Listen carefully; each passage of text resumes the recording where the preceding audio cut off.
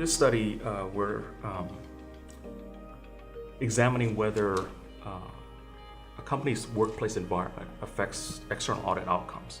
And what's really interesting about this particular research is we actually also interviewed practicing auditors about how they perceive their client's workplace environment, how they actually gather data about client workplace environment. And so we have this interesting setup where we ask how data gathered by Glassdoor seems to correlate with the perception that auditors have of companies.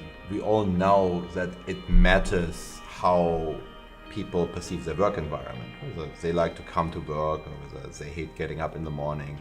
And so it's not really something completely novel that we dream up here. We know that matters, but it is actually, or it's surprisingly difficult to figure out how this actually affects productivity, how this affects the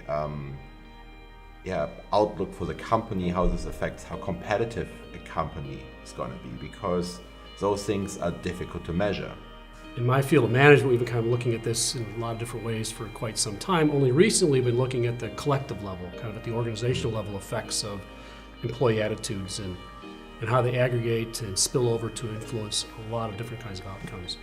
The novel part of this is, in fact, linking that with the audit outcomes. From an auditor standpoint, they're concerned about how these employees can really affect the financial reporting process. And auditors care about various types of risks, namely audit risk and just business risks of their company. And from the auditors that we spoke to, employees can significantly affect these different processes and systems within the company. We effectively look at 3 different outcomes, right? So we ask if the workplace climate is not that great, does this actually matter to auditors, right? And we expect that everything else equal, the auditors are going to charge higher audit fees because auditing a company like this is riskier for them, and it might also require more work. And then we also look at whether those audits take longer. Mm-hmm. We find some evidence that is true. The time difference is not that high, but the effect is there. And then we ask, in the case of financial difficulties, is it actually more likely that companies with a worse work environment are more likely to receive a going concern opinion? Right? So as a finance guy, I care about the likelihood that a company goes bankrupt, and auditors are tasked with warning stakeholders and shareholders about problems at the company. So as an auditor, you have to make those judgment calls and say, well, do I believe that this company is able to make it through hard times? And so the results actually validate the auditors are actually doing a good job. Yeah.